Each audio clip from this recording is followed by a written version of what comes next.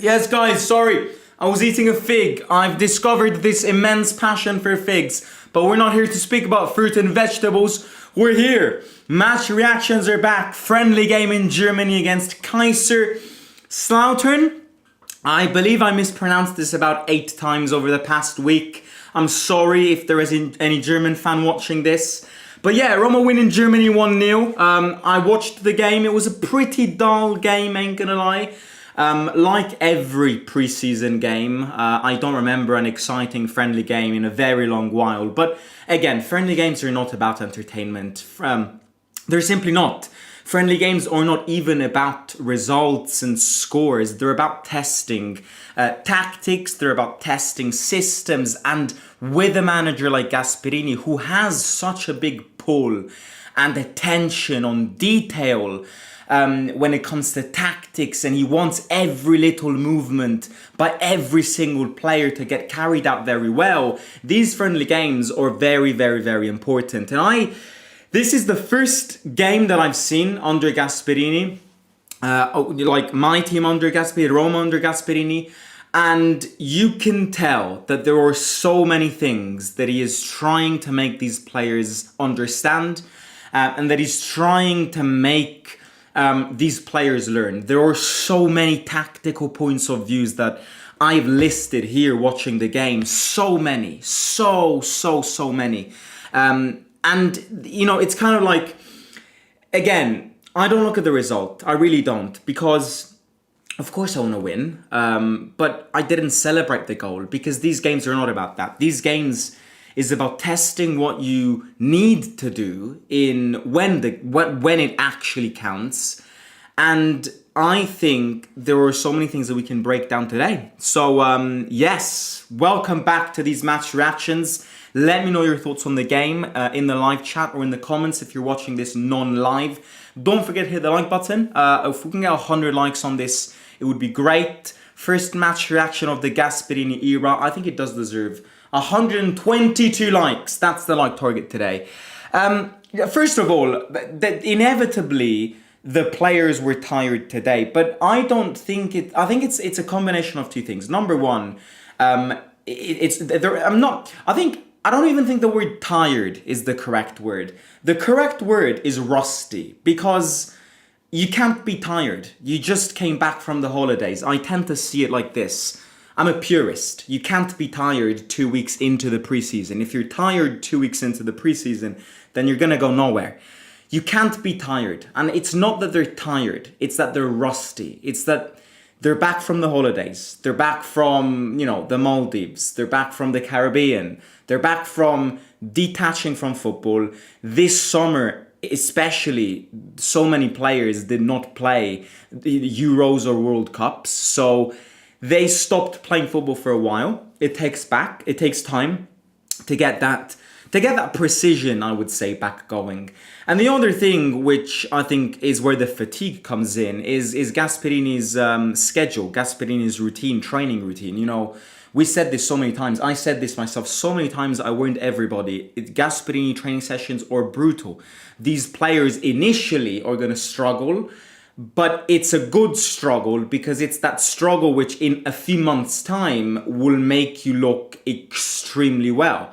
It's like going to the gym, you can't tell me going to the gym is nice. It's not. It's brutal. You can't tell me that doing 20 push-ups is good. It doesn't feel good. The immediate reaction is not a good reaction. 2 months after you do it consistently, you start seeing progress. You start seeing, changes. And that's the analysis that I give to Gasperini's way of training session. There were pictures of the players running around the parking lot. They never did this. Running, intensity shift. So that's the other element of the fatigue. D'Amore or D'Amore Pino? No, D'Amore Pino, thank you very much for the €6 super chat. He says Forza Roma sempre. Grazie mille se sei italiano, or thank you very much if you're not Italian. I really do appreciate it. Thank you very much.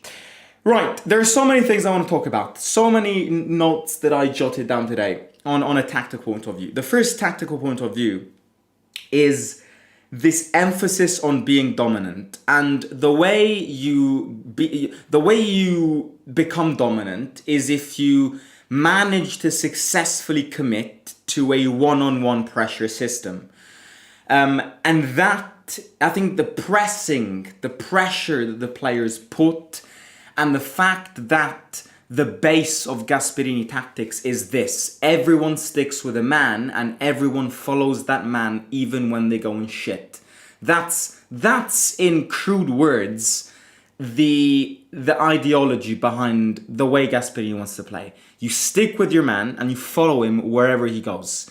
But when you have the ball and when you attack, you need to create space from him. And that is very interesting, because today, the one-on-one pressure system, pressure tools, was very noticeable. I'm not going to say it worked perfectly, because I don't think nothing worked perfectly today. It's very early days.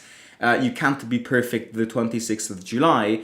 But you're starting to make progress into something that you're not used to do. So that's the first thing. And of course, the other thing here is, if everyone moves with their man and everyone sticks with their respective opponent, then there's a massive overall net movement. You can see that the players move a lot. And I think the two players which made this the more noticeable, in fact, I would say the three players that made this the more noticeable: number one, Pisilli. Pisilli today, look at where he was. He was everywhere. I would say Cristante also did it, and I would also say El Ainaoui when he got subbed in. Players that, due to their positions and due to the way Gasperini wants to use them, are forced to literally move around absolutely everywhere and create this net movement. Because at the end of the day, here is one of the keys to being successful under Gasperini is this: you can't be still. That's effectively what it's all about. You have to move around. You have to move around with or without the ball. You need to create spaces with or without the ball. You need to move, run into space, create movement, create spaces for your... It's all about spaces. It's all about these net movements. It will take a lot of time, because it's not an easy concept. It's not an easy concept. And I would say it's pretty different to what, Ranieri used to play in the last 6 months, or to what Juric wanted to play, or even what De Rossi wanted to play. I would say out of the three, De Rossi is the most similar, but it's still very different. So it's going to take time. It's inevitably going to take time, guys. And the other thing that shows you this movement and this fast transition is the fact that when Svelor had the ball, he never passed it short to the defenders. Never, never, never. Emphasis on counterattacks again is massive. We were terrible on counterattacks today. I remember a counterattack when Celik stopped the ball and brought it forward, and his touch was madly wrong, and he wasted a counterattack, and you could see Gasperini on the touchline going, "Oh my days." Counterattacks are so important. Svelor, if you paid attention, never passed the ball short to the defenders. How many times did we do this with previous managers? With Mourinho, we did it every time. With Ranieri, we did it every time. I'm not saying it's wrong, because it won us games, but it's not what Gasperini wants. When Svelor has the ball, quick, launch Celik who runs, launch Saul who runs, quick, move the ball forward, transition. Don't waste time in areas of the pitch that are useless and that you're not going to create anything from. So yeah, these are the tactical things that I noticed. The other two tactical things that I paid attention to today was this idea of playing with the back three and alternating Ndika and Mancini, so the two wide three defenders, detaching from the other two and going forward. That's something he did every time at Atalanta, and this is something that Bastoni at Inter does perfectly well. It's something that has always been part of the way Gasperini wants to play. You've got three defenders, Ndika does this more than Mancini, in my opinion. At least today, I think Ndika did it more than Mancini. Mancini has got similar characteristics to Bastoni, in a sense that he likes detaching from the defensive line and moving forward with the ball. And this is something that we will see very much, because it's something that is part of his system. 3-man, detach one, two go down, while the other one goes up and starts the play. Add height up front, add, weight and lungs up front. That's the other thing. And the last thing, then I'm going to read a few comments and then we'll speak about the game in a bit. I don't want to keep it too long. It's a friendly game. But, it's the first friendly game that we were able to see, and it's the first friendly game against, I think, a better team than the rest. They're still a second German division team. By the way, I must say, props to them. Great stadium. I mean, second division German stadiums are probably even better than first division Italian ones at times. And the other thing is great support, great fans. They were all rocking today. So yeah, I mean, good luck to them this season. I think they do play in the second German league. So there was inevitably going to be a gap in quality. We were better than them. We could have won this game being a bit more dominant, but hey, it's not about results.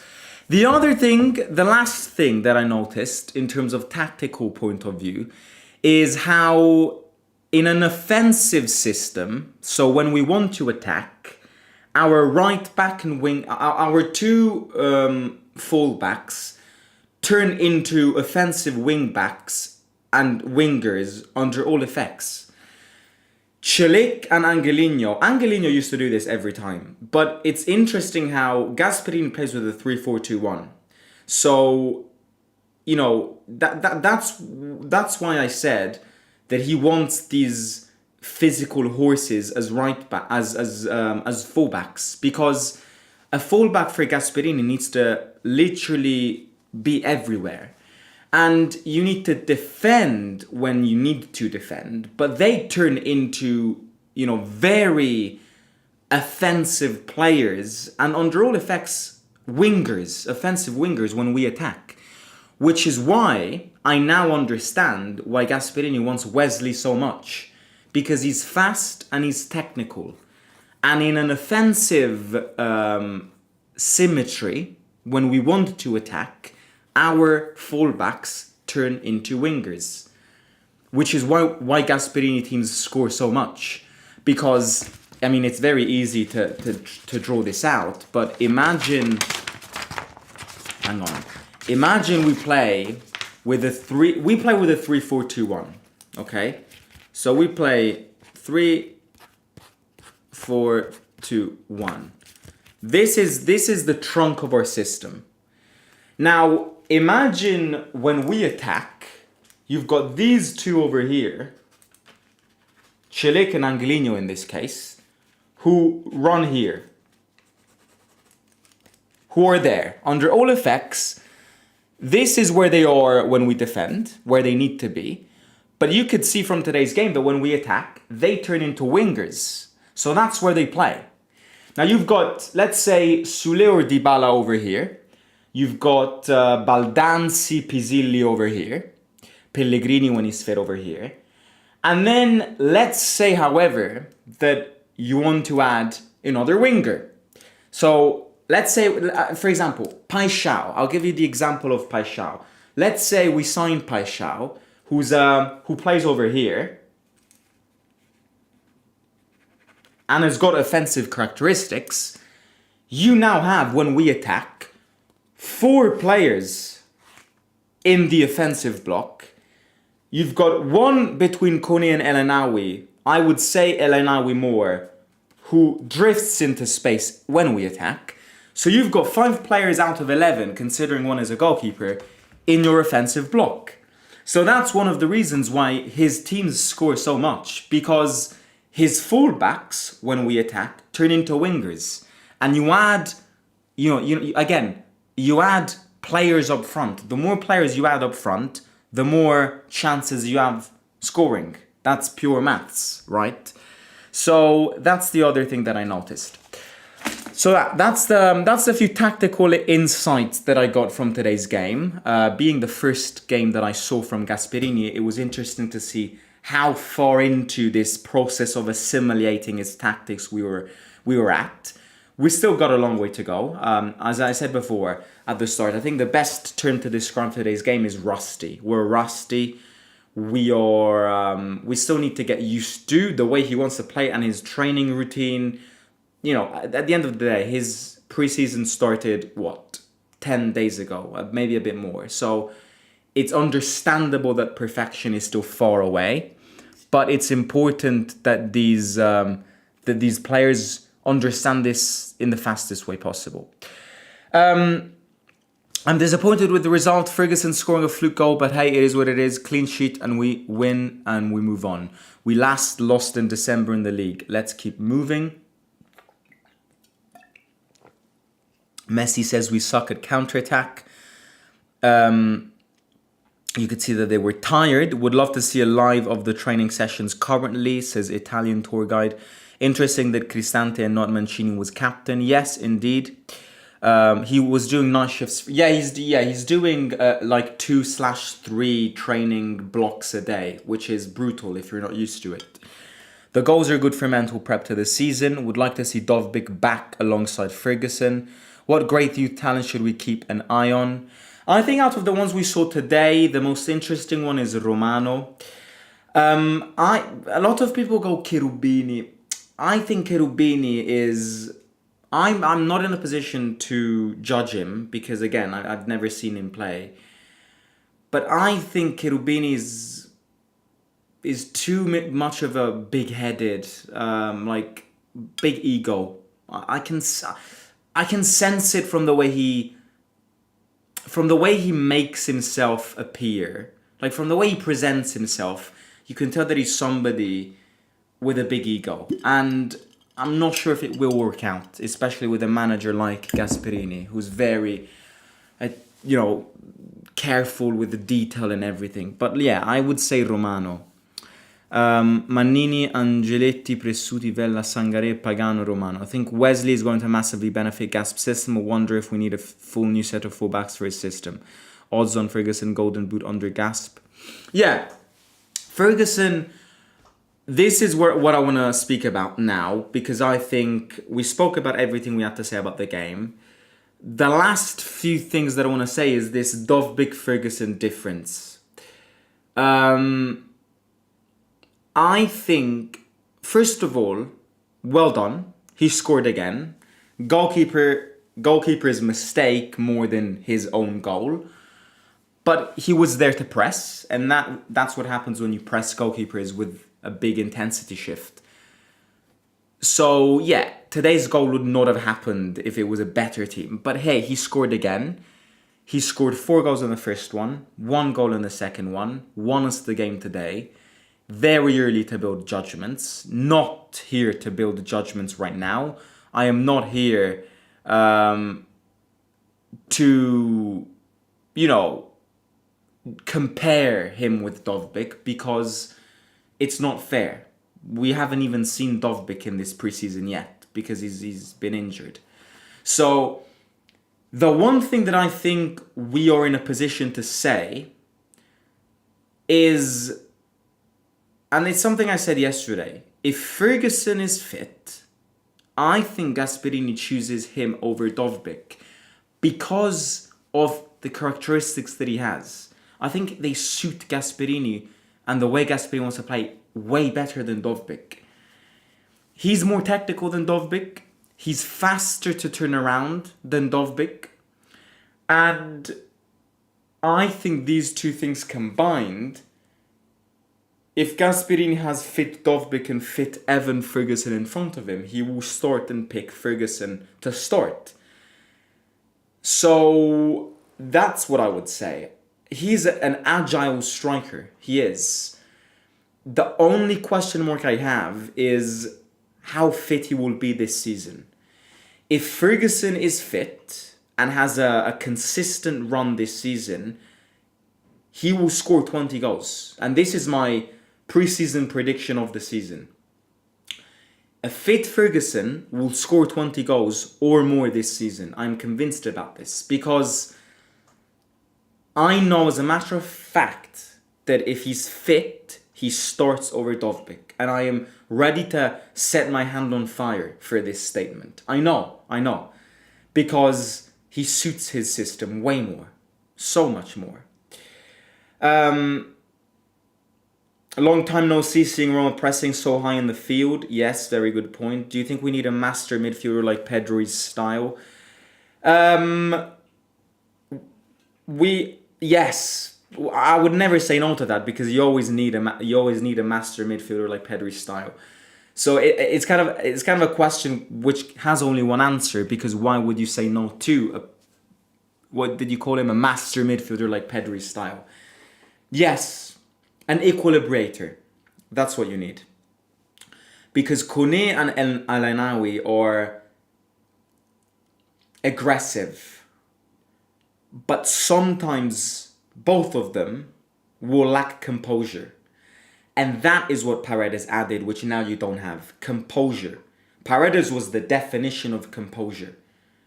He was composed. He knew where he wanted to put the ball, he put the ball. Where he wanted to pass the ball, he passed the ball. Paredes was composed. Elanawi and Kone are great, but they're not. But sometimes they will lack composure. So yes, ideally, you need somebody there who, what Paredes did. What in your case, what Pedri does. I saw Di Marzio link us with Marc Bernal, the young kid from Barcelona. That's the kind of player we need. Now again, he's a young kid from La Masia.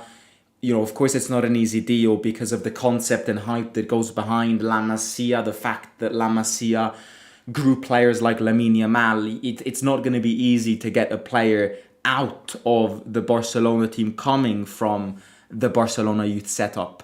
But a lot of them are very interesting. And I think a lot of them are very composed, because that's one of the things, being from Spain, being tiki-taka queen, that's the first thing they teach you when you're a kid who trains at Barcelona, being composed. And that's why so many players at Barcelona grow into their first team or born composed. So somebody like Marc Bernal, eliminate the fact that he was injured all through last season, is the type of and of course ignore his age because he's a kid, he's like my age. Those are the signings that's kind of the composure you need, right? So yeah, I would definitely say you need to add a composure, a number 5, Busquets type player in your team. How much is Igor? If you mean Paixão, I think it's like 30 million, but we're not leading the race to sign him. That's I think Marseille in France are. I think Marcelo Ruiz is very underrated and very nice at 6th position. He has a higher ceiling than Rios in my opinion, says Demise. Bruno Darboe is doing very well, but I love this guy's skill, so amazing, says Libania. Ferguson's 3rd goal in the last friendly game. I think he will work very well with Dovbyk alongside him as a layoff striker, and I think Ferguson will challenge for the golden boot. That's a big statement. What jersey you want to get for a new season kit and player? I think I want to see what the second kit looks like once it gets released. I want to wait until the end of the season in case we sign some players which deserve to be on the back of the kit. But let's say we don't sign anyone. I think this season I would go with Soule. I think the green kit, the white and green kit with Soule 18 at the back, hits different. I would say that. But yeah, guys, look. Another friendly game is gone. Another chance to assimilate Gasperini tactics and Gasperini perspectives into your body, into your brain, into your muscles, into your legs. So yeah, it was a pleasure to analyze this game and chat about it today with you. I will catch you soon. Hit the like, subscribe. 122 likes would be great. First match reaction back, and if you enjoyed it, make sure to hit the like and let me know in the comments what you think. And I'll catch you soon. Enjoy your evening. Simo out.